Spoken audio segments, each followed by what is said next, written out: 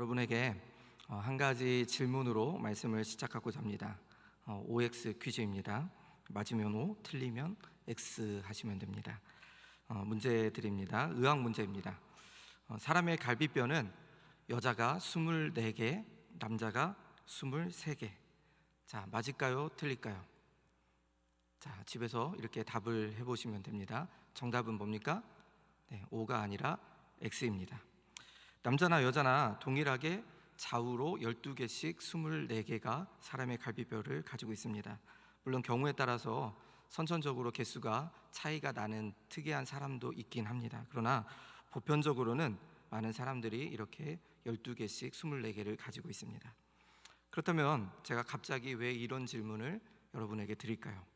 우리는 어렸을 적부터 하나님께서 아담의 갈비뼈를 취해서 하와를 만드셨습니다 라는 말씀을 많이 들었습니다. 그렇기에 남자가 여자보다 갈비뼈가 하나 적습니다, 이런 말을 많이 듣습니다. 왜냐하면 그 이유를 찾아보면 과학으로 이 성경을 증명하려고 하는 시도가 있었기 때문에 그 시도에서 이렇게 남자가 하나 적다라는 이런 되지 않는 말들이 나오곤 합니다. 그러나 우리가 분명하게 기억하고 있어야 될 것은 뭐냐면, 성경은 살아계신 하나님의 말씀이며 신앙 고백이지 과학과 실험으로 증명되는 것이 아니라는 사실입니다. 앞에서 말씀드린 사건과 동일한 맥락에서 동일하게 또 해석되는 사건들이 여러 가지가 있습니다. 여호수아 10장의 사건을 보면 태양과 달이 멈추는 사건이 기록되어 있습니다. 또 오늘 우리가 읽은 본문 말씀에서도 8절에서 해 그림자가 뒤로 10도나 물러가는 그 사건이 기록되어 있습니다. 여러분, 이 사건들에 대해서도 참 많은 말들이 있었죠. 예전에 나사에서 이렇게 시간 계산을 해보았더니 하루 정도의 시간이 비더라. 그래서 그 시간을 어디서 찾을 것인가라고 이야기할 때 한 학자가 이렇게 이야기합니다. 그 답을 성경에서 우리는 찾아볼 수 있지 않을까요? 그러면서 여호수아 10장의 사건을 계산을 해보았더니 몇 시간? 23시간 20분이 시간을 찾을 수 있었다고 합니다. 그러면 나머지 40분은 도대체 어디로 간 것인가? 라고 이야기했을 때 오늘 성경에 있는 이 본문에서 이 해그림자의 10도에 계산하는 시간이 몇 분이냐면 40분이다. 그래가지고 이 24시간을 우리가 성경에서 찾았다, 성경이 정말로 하나님께서 말씀하시는 과학적이다라는 것을 주장을 했던 때가 있었습니다. 근데 나사에서 이런 발표를 했죠. 그 시간들을 우리는 정확하게 찾을 수가 없다. 그 시간을 계산하려면 온 우주의 기원된 시간부터 그 시간을 역추적해서 찾아야 되는데 그것은 사실상 불가능한 것이다 라고 이렇게 발표를 했던 그 하나의 루머의 에피소드가 있었습니다. 여러분, 이것이 이러한 시도가 왜 나올까요? 여러분, 이런 이야기들이 나오는 이유는 성경이 과학적이라는데 너무도 몰입한 나머지 있지도 않은 루머들을 만들어낸 것이고, 결국에 인간이 이 과학이라는 힘을 빌어서 성경을 해석하려고 하기 때문에 이런 일들이 생기고 있다는 것이죠. 여러분, 다시 한번 말씀드리지만 성경은 믿음의 영역이고 과학은 실험과 증명의 영역입니다. 성경을 과학적으로만 해석하려 한다면 예수 그리스도의 고난과 십자가의 구속, 이런 것들을 우리가 어떻게 과학적으로 증명할 수가 있을까요? 과학적으로만 검증해야만 성경의 내용이 진실이라고 할 수 있다는 것은 어쩌면 그것은 인간의 교만이고 인간의 오만함일 것입니다. 인간이 창조주 여호와 하나님을 과학적으로 정확하게 설명할 수 있다는 말과도 별반 다를 바가 없는 일이겠죠. 바라기는 우리 사랑하는 성도님들, 정말 이 신앙에 있어서 이 두 가지가 서로 혼동되지 않기를 주님의 이름으로 간절히 축복합니다. 제가 그렇다면 왜 서두에 이런 질문을 여러분들에게 드릴까요? 오늘 본문의 내용이 바로 앞에서 말씀드렸던 이 사건을 다루고 있습니다. 본문의 사건은 열왕기하 20장에도 동일한 내용이 기록되어져 있습니다.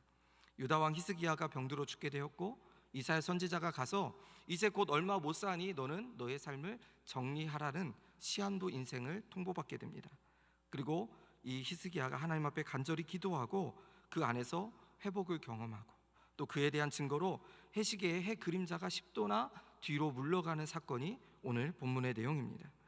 바라기는 이 오늘 말씀을 통해서 이 위기에 처한 이 히스기야의 모습을 우리는 살펴보고 그가 어떻게 이 문제를 해결해 갔는지, 그리고 이와 동시에 이 일을 행하신 전능하신 하나님을 우리는 바로 알며 또 그 안에서 하나님의 뜻을 따라 최선을 다하면서 살아갈 수 있는 우리 사랑하는 중년의 모든 성도님들 될 수 있기를 주님의 이름으로 간절히 축복합니다. 먼저 우리는 삶의 문제와 위기가 찾아올 때 우리의 태도를 점검해 봐야 됩니다. 원망하지 말고 그 안에서 우리는 하나님의 뜻이 무엇인지를 우리는 잠잠히 살펴보아야겠죠. 히스기야가 이사야 선지자를 통해서 이 사형 선고를 받을 때가 그의 나이 38세 또는 39세라고 이렇게 이야기합니다. 그가 왕이 되었을 때 25세의 왕이 되어서 39년간을 나라를 다스릴 때였으니까, 지금 29년간을 나라를 다스리게 되었으니까 이 15년은 병고침을 받은 이후의 사건이고, 그 전에이니까 왕으로서 부름을 받은 지 약 14년이 되었을 때 일입니다. 그가 39세라면 왕위에 올라서 나라와 민족을 위해서 해야 될 일이 참으로 많을 때였습니다. 그리고 당시 아수르 왕 사네립이 올라와서 유다의 견고한 성들을 침략했을 BC 701년의 사건입니다. 여기에서 한 가지 짚고 넘어가야 될 것은, 그 오늘 본문을 말씀을 보면 36장과 37장을 보시면 어떤 사건이 기록하면 그 아수르의 왕이 쳐들어온 사건을 기록합니다. 열왕기하도 19장 18장의 내용을 보면 전쟁이 일어나고 그 다음에 이 히스기야의 사건이, 질병이 기록됩니다. 그래서 많은 사람들이 지금 오늘 말씀 1절에 보면 그때라고 했을 때, 그때를 이 전쟁에서 승리했을 때라고 이렇게 많이들 해석을 합니다. 그러나 지금 오늘 말씀의 38장 1절의 이 그때는 아마도 이 히스기야가 갑자기 질병이 든 것이 아니라 그가 질병으로 시름시름 앓고 있는 평범한 일상의 때를 이야기합니다. 그러면 성경이 왜 지금 이 사건을 이야기할까요? 어쩌면 많은 학자들이 이렇게 이야기합니다. 히스기야가 자기의 노력대로 해봤고 자기의 노력대로 열심히 해봤지만 별반 다를 바가 없을 때라고 이렇게 이야기합니다. 그러니까 하나님께서는 지금 히스기야에게 이 사건을 통해서 하나님을 찾게 만드시고 하나님의 뜻을 가르쳐 주시면서 그가 하나님께서 그를 통해서 이루고자 하시는 일들을 나타내 보여주시고자 이 사건을 기록하고 있다는 것입니다. 그러니까 연대기적으로 보면 지금 이 38장의 사건이 먼저 일어나고 그 안에서 히스기야가 하나님 앞에 기도하고 그 문제를 해결받은 다음에 하나님께서 그에 대한 기도의 응답으로 뭡니까? 병을 고쳐주실 뿐만 아니라 3일 만에 성전에 올라가서 예배할 수 있고, 또 그 가운데서 이스라엘을 아수르의 왕에서 손을 구원하시고, 또 그에 대한 증거로 해시계를 10도 돌이키셨다는 사건을 우리가 이해할 수 있어야 됩니다. 성경의 저자는 시간적인 순서만으로 기록한 것이 아니라 그가 보는 관점이나 주제에 따라서 성경을 기록하고 있다라는 말씀입니다. 다시 본문으로 돌아가서 1절을 보면 히스기야에게 질병으로 어려움이 찾아옵니다. 히스기야가 어떤 병에 걸렸다는 것은 정확하게 기록은 되어 있지 않지만 많은 학자들이 당시에 무화과 잎을 가져다가 그 상처에 발랐다는 것을 보면서 아마 피부 악성 종기나 피부암을 앓았을 것이다라고 이렇게 추측을 합니다. 히스기야는 이 소식을 들었을 때 그가 할 수 있는 것이 무엇이었을까요? 현실을 있는 그대로 받아들였다는 것입니다. 그리고 하나님께서 원하시는 것이 무엇인지를 히스기야는 알고자 했습니다. 여러분, 이러한 모습이 우리에게도 필요하죠. 우리가 문제를 만나거나 여러 가지 어려운 문제들을 상황에 처해 있을 때 여러분, 우리는 어떻게 할까요? 답답하고 자신의 신세를 한탄하며 억울해한다 할지라도 그 가운데서 그렇게 아무리 그 신세 한탄을 해도 그 병은 고쳐지지가 않습니다. 마찬가지로 여러분, 우리가 위기를 만날 때 아무리 우리가 호들갑을 떤다고 해도 그 위기가 사라지는 것은 아니죠. 문제 앞에서 처량하게 눈물만 계속 흘린다고, 아니면 우리의 방식으로 아무리 열심히 해결하고 노력한다 해도 결국엔 그것이 그 해결되리라는 보장이 없습니다. 그러면 우리가 쳐야 될 것은 무엇일까요? 우리의 힘으로 노력하고 애써 발버둥 치는 것이 아니라 잠잠히 하나님 앞에 나아가서 하나님, 이 일들을 통해서 하나님께서 원하시는 것이 무엇인지, 하나님의 뜻이 무엇인지 우리는 잠잠히 그분의 은혜를 구해야 된다는 것이죠. 여러분, 제가 자랑은 아니지만 남들보다 조금 손재주가 이렇게 좋다라는 말을 주변에서 많이 듣곤 합니다. 그래서 집에서 전기라든지 아니면 뭐 기계, 아니면 자동차 뭐 고치는 거, 그런 부분들을 제가 이제 막 하는데요. 한 번은 자동차에서 에어컨 냄새가 너무나 이렇게 심하게 나는 것이었습니다. 그래서 제 나름대로 이제 진단을 내리기를 이게 에어컨 필터만 갈아가지고는 이 문제를 해결할 수가 없겠다. 그러면서 나름 결론을 내린 것이 이제 자동차 에바 청소를 해야겠다라고 하고 생각을 하고 그 에바 청소 클리닝 약품을 이제 인터넷에서 주문했습니다. 근데 카페나 그 자동차 동호회 사이트에서 보니까 이 제가 타고 있는 자동차 회사의 이 부품이 만들기가 워낙 까다롭게 만들어가지고 일반적으로 하기가 쉽지 않다라는 사람들의 평이 대다수였습니다. 차라리 전문가 업체에게 맡기는 것이 속편할 것이다 라고 많은 사람들이 그렇게 조언을 했죠. 근데 제가 드는 생각이 그까짓 거 그냥 하다 보면 누구나 하겠지, 다른 사람들도 하는데 나라고 못할 수냐, 그렇게 생각하고 이제 그 앞에를 열심히 뜯었습니다. 열심히 다 뜯고 나서 다른 차에 비해서 이제 복잡했는데 결국엔 다 뜯고 이제 한 가지 문제가 생겼습니다. 구멍을 이제 그 클리닝 액을 들여 부어야 하는 구멍을 뚫어야 되는데 어디다 구멍을 뚫어야 될지 도저히 감이 안 오는 겁니다. 그래서 결국에는 고민을 하다가 인터넷을 아무리 찾아봐도 답이 안 나와서 그냥 감을 잡고 구멍을 뚫었습니다. 어떤 일이 일어났을까요? 갑자기 펑 소리와 함께 쉬 하면서 에어컨 가스가 한 번에 다 새는 것을 경험합니다. 나중에 찾아봤더니 구멍을 잘못 뚫어가지고 에어컨 컨덴서가 터지고 결국에는 더 큰 비용을 들여서 자동차 안에 실내를 다 뜯어서 고쳤던 경험이 있습니다. 여러분, 문제가 생기면 우리가 때로는 내가 스스로 해결하겠다라는 그런 생각들을 합니다. 그러나 그 모든 일들 가운데 원인은 알고 그 가운데서 그 일의 전문가를 맡기듯이 우리의 삶에 있어서도 하나님 앞에 우리는 나아가야 된다는 것이죠. 내가 아무리 발버둥 친다고 해도 그 안에서 그 일을 해결하시는 근원이 바로 우리의 삶을 책임지시는 하나님께 있다라는 사실을 우리는 기억해야 될 것입니다. 우리는 인생을 살아가면서 여러 가지 문제들을 만나게 되죠. 근데 그 문제를 어떻게 생각하고 어떻게 대처하느냐에 따라서 그 결과는 하늘과 땅처럼 달라질 수 있다라는 말씀입니다. 문제가 생길 때 내 힘으로 해결하겠다고 발버둥을 치다 보면 더 깊은 수렁으로 빠져들어갈 수 있고, 내 힘으로 풀어오려고 하면 할수록 더 꼬일 수가 있다라는 말씀입니다. 사도행전 27장에 보면 바울 일행이 그 유라굴라라는 광풍을 만났을 때에 그들이 사는 길은 무엇이었습니까? 배의 짐을 모두 버리는 것이었습니다. 하나님이 우리의 삶 가운데서 풍랑을 주시는 것도 우리에게 버릴 것을 버리며 정리할 것을 정리하라는 하나님의 사인일 수도 있다는 것입니다.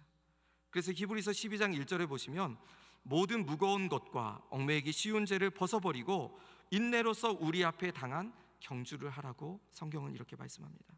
우리의 삶에 있어서 우리의 삶을 올가매고 거리끼고 얽매이기 쉬운 죄와 짐을 모두 끊어버리라고 성경은 우리에게 말씀하고 있습니다.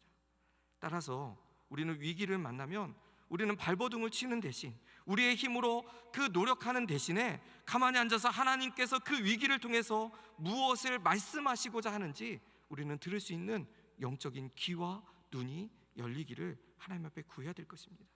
왜냐하면 우리에게 주어진 삶의 위기는 우리의 한계를 깨닫게 하시려는 하나님의 뜻에서 비롯된 것이기 때문입니다.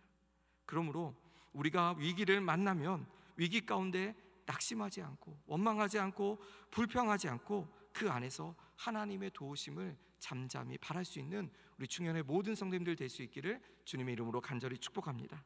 지난 주일에 담임 목사님의 말씀 가운데서도 진리를 말하라고 했을 때 모세가 홍해 앞에 가로막혀서 두려움에 떨던 이스라엘 백성들에게 무엇이라고 말씀합니까? 진리를 말하지요. 출애굽기 14장 13절 14절에서 너희는 두려워하지 말고 가만히 서서 여호와께서 오늘 너희를 위하여 행하시는 구원을 보라. 여호와께서 너희를 위하여 싸우시리니 너희는 가만히 있을지니라. 사랑하는 여러분, 우리가 한계에 부딪힌 그 순간은 하나님이 우리를 버린 순간이 아니라 도리어 하나님이 나에게 말씀하시는 순간이며, 하나님이 나를 포기한 때가 아니라 하나님께서 나를 깨닫게 하시는 때라는 사실을 우리가 믿음으로 바라볼 수 있기를 소망합니다. 그래서 그 문제를 만날 때 우리가 원망하고 불신앙이 아니라 그 일 가운데서 기도함으로 하나님의 뜻을 찾는 우리 사랑하는 충현의 모든 성도님들 될 수 있기를 주님의 이름으로 간절히 축복합니다. 두 번째로, 우리는 위기를 만나면 하나님 앞에 간절히 구해야 됩니다. 하나님 앞에 간절히 기도해야 되는데 단지 자신의 문제 해결이나 현실적 유익만을 구하는 것이 아니라 하나님의 나라를 위해서 우리는 우리의 기도의 지경을 넓혀야 될 것입니다. 이사야 선지자를 통해서 내가 죽고 살지 못하리라는 말을 들은 히스기야의 반응은 어떻습니까? 2절과 3절을 보겠습니다. 2절과 3절 말씀 우리 다 함께 합독하겠습니다.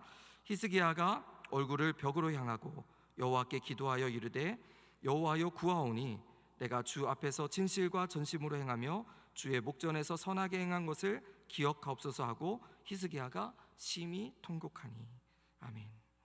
본문 2절에 히스기야가 얼굴을 벽으로 향하고 기도했다라고 이렇게 말씀합니다.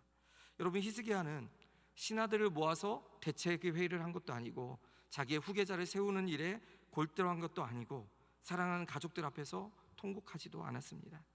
위기를 만난 히스기야는 사람에게 도와달라고 요청한 것이 아니라 하나님께 도와달라고 요청합니다.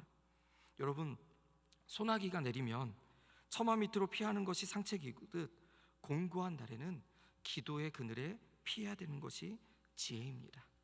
중요한 것은 우리의 삶에 있어서 기도가 없는 형통함보다는 차라리 기도하는 곤고함이 우리를 더욱 아름다운 길로, 우리의 신앙에 더욱 유익한 길로 인도하신다라는 사실이죠. 히스기야가 하나님 앞에 기도하는데 자기 자신을 있는 그대로 드러내놓고 하나님 앞에 기도합니다. 뭐라고 기도합니까? 내가 주 앞에서 진실과 전심으로 행하며 주의 목전에서 선하게 행한 것을 기억하옵소서라고 심히 통곡합니다. 히스기야가 심히 통곡하며 기도했다라는 것은 그의 마음을 열어놓고 하나님, 내가 얼마나 주님을 사랑하는지, 내가 얼마나 주님 앞에 충성을 다했는지, 내가 얼마나 연약한 존재인지, 하나님, 내가 얼마나 허물과 부족함이 무엇인지 낱낱이 하나님 앞에 자신의 사정을 하나님 앞에 고했다라는 것이죠. 여러분, 여기에서 한 가지 중요한 것은 히스기야가 자신의 행적들을 하나님 앞에 기억해달라고 한 이유가 있습니다. 그것은 자신의 행위를 하나님 앞에 자랑함으로써 하나님의 보상을 요구하고 있는 것이 아닙니다. 히스기야가 이렇게 기도한 이유는 자신의 공로나 업적을 내세우기 위한 것이 아니라 자신의 당면한 죽음의 문제를 단순히 피하게 해달라는 자기네 문제가 아니었다는 것이죠. 히스기야가 고백하는 이 고백, 하나님, 주 앞에서 내가 진실과 전심으로 행하며 내가 주의 목전에서 선하게 행하였습니다. 이 말이 무엇이었을까요? 우리가 알다시피 히스기야는 왕이 된 이후에 유다가 하나님 앞에 그릇된 길로 치우쳐서 있음을 절감하고 그 나라를 하나님이 원하시는 온전한 공동체를 세우기 위해서 열심을 다해서 개혁을 이루어 왔습니다. 그런데 지금 자신이 죽게 되면 여지껏 힘을 다해서 이루어왔던 그 신앙 공동체를 회복시키는 일이 중단될 것을 히스기야는 걱정합니다. 즉 히스기야의 기도는 자신의 목숨을 연장시켜달라는 기도가 아니라 오직 이 기도의 내용이 하나님의 영광을 위하는 기도였고, 이러한 기도는 앞으로도 하나님, 내가 지금까지 이렇게 살아왔듯이 내 생명을 주신 하나님께서 나의 이 문제를 해결해 주시면 내가 더욱더 주의 나라와 의를 위하여서 내가 더욱 열심히 이 일들을 계속해서 감당하겠습니다라고 하는, 다시금 유다를 신정국가로서의 면모를 갖춘 나라로 세우겠습니다라고 하는 하나님 앞에 하나님 나라를 위한 기도였다는 것이죠. 사랑하는 여러분, 성도가 환난과 어려움 앞에 드리는 우리의 기도의 최종적인 목적이 무엇일까요? 지금 단지 우리 성도들이 신앙 때문에, 코로나 때문에 우리의 신앙의 문제가 직면하고, 하나님, 그 문제 때문에 어려우니까 하나님 얼른 코로나 끝나게 해주세요. 하나님, 내 이 경제 생활이 빨리 회복되게 해주세요. 이 코로나가 종식되게 해주세요라고 그냥 경제적으로 회복시켜 주시옵소서. 이것이 우리의 최종적인 기도의 목적이 되어서는 안 된다는 것이죠. 우리의 기도는 단지 자신의 유익만을 위한 것은 아니라는 사실을 우리 충현의 성도님들이 깨달을 수 있기를 축복합니다.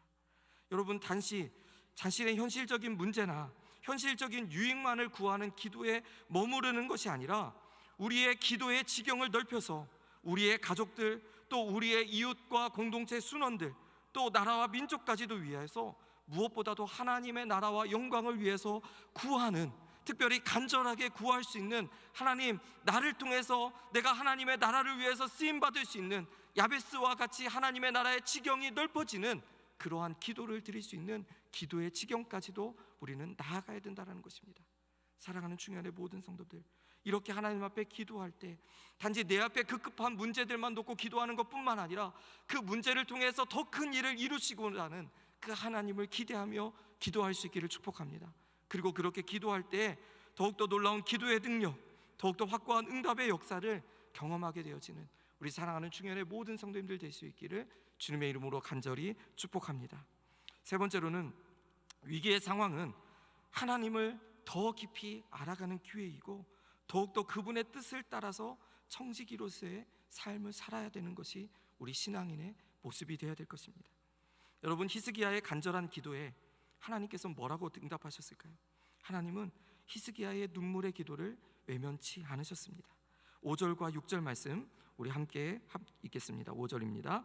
너는 가서 히스기야에게 이르기를 내 조상 다윗의 하나님 여호와께서 이같이 말씀하시기를 내가 내 기도를 들었고 내 눈물을 보았노라. 내가 내 수완에 15년을 더하고 너와 이 성을 아수르 왕의 손에서 건져내겠고 내가 또 이 성을 보호하리라. 아멘. 여러분, 하나님은 눈물의 기도를 보셨고 통곡하는 부르짖는 기도를 들으셨습니다. 하나님은 히스기야에게 내가 고침을 받게 되고 열왕기하 20장의 내용을 보면 3일 만에 내가 성전에 올라가서 다시 제사 드릴 것이고 또 그의 수명을 15년이나 연장시켜 주시고 뿐만 아니라 아수르의 손에서 예루살렘을 구해 주시겠다라고 하나님은 말씀합니다. 더 나아가서 7절을 보면 이 일을 이루시겠다라는 증거로서 8절에 그 사건을 우리에게 나타내 보여주시죠. 사랑하는 여러분, 우리가 믿는 하나님 어떤 하나님일까요? 하나님은 아모리 족속과의 전쟁에서 여호수아의 기도를 들으시고 하루 동안 태양과 달을 기브론 골짜기와 아얄론 골짜기에 멈추게 하신 하나님이십니다. 즉 과학으로 설명할 수 없는 자연현상에 그 개입된 섭리하신 하나님의 주권적인 사건이었습니다. 히스기야의 기도에도 해 그림자를 10도나 뒤로 돌리셨죠. 여러분, 바로 여기에 우리의 문제 해결의 길이 있습니다. 하나님이 간섭하시면 불가능은 가능케 됩니다.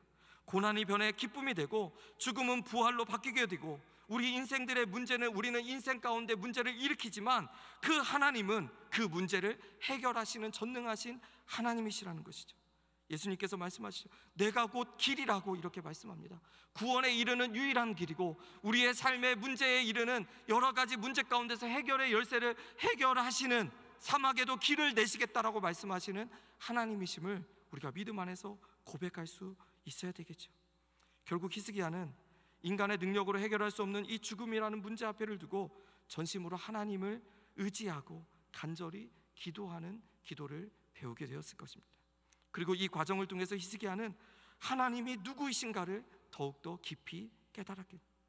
이러한 과정에서 히스기야가 배운 하나님은 사람의 생사 여부를 지니신 절대 주권자이신 하나님이실 뿐만 아니라 아울러 해그림자가 10도나 뒤로 물러가게 하시는 이적을 통해서 하나님은 인생을 주관하시는 분만 아니라 온 우주 만물을 다스리시고 통치하시며 섭리하시는 분이심을 깨닫고 그 하나님을 더욱 의지하고 그 하나님을 더욱더 신뢰하는 계기가 되었을 것입니다. 사랑하는 여러분, 참된 신앙인의 모습 무엇일까요? 기독교 신앙은 하나님이 누구이신가를 알아가는 과정과 빗댈 수 있을 것입니다. 그리고 신앙이 자라고 믿음이 견고해진다는 것은 이처럼 하나님에 대한 이해가 더욱더 깊어지는 것이라고 의미할 거죠. 하나님은 천지를 창조하신 분이시고 그가 나를 구원하시기 위해 자신의 외아들 독생자 예수 그리스도를 아낌없이 내어주신 사랑의 하나님이심을 알아가는 과정이라고 우리는 신앙생활을 이야기할 수 있습니다. 그리고 또한 그 사랑의 하나님은 그 사랑은 변함이 없이 언제나 동일하여 환난과 어려움 가운데서 우리가 그 언약을 붙잡고 있기만 하면 그 하나님은 여전히 나를 지키시고 보호하시고 하나님의 선한 계획 가운데 인도해 가시는 것을 우리의 믿음으로 고백하는 것이 참된 신앙의 모습이고 그 안에서 성장되어져 가는 성숙한 그리스도인의 모습으로 살아가게 될 것입니다. 여러분, 히스기야는 병이 낫고 그의 생명이 연장되었을 때 그는 10절에서 20절까지 이렇게 고백합니다. 이사야 38장 10절 이하 보면 그가 하나님을 찬양하죠. 하나님을 찬양하며 20절에서 뭐라고 고백하면 내가 종신토록 여호와의 전에서 수금으로 하나님을 찬양하겠다라고 이렇게 고백합니다. 사랑하는 성도 여러분, 우리 모두는 하나님께서 생명을 연장시켜 주셔서 지금도 살고 있는 것임을 우리가 기억할 수 있기를 소망합니다. 제가 어제까지 장례를 마치고 돌아왔습니다. 주일날 갑자기 어느 성도님께서 소천하셨다는 소식을 듣고 장례를 마쳤는데요, 얼마 전까지만 해도 그 가정에 가서 신방을 하고 왔을 때에 넘어지셔가지고 욕실에서 넘어지셔서 이렇게 얼굴에 찰과상과 외상을 입으셨는데, 그리고 정신은 온전하시고 또 그리고 가끔가다 이제 통화를 하면 많이 회복되었고 상처도 다 아물었고, 또 아파트 그 앞에서 이렇게 산책도 휠체어 타고 이렇게 산책도 거니신다라고 회복되는 소식을 들었습니다. 근데 갑자기 주일날 이렇게 돌아가셨다는 소식을 듣게 되죠. 여러분, 더욱 좋아하셨다는 소식을 듣는데 갑자기 소천하셔서 이런 생각했습니다. 여러분, 우리도 지금 삶을 살아가고 있는 시간 하나님께서 연장시켜 주셔서 우리가 지금 이 삶을 살고 있는 것이겠죠. 우리도 언젠가는 죽어야 할 존재들이고 다만 그 시간이 연장되고 있을 뿐입니다.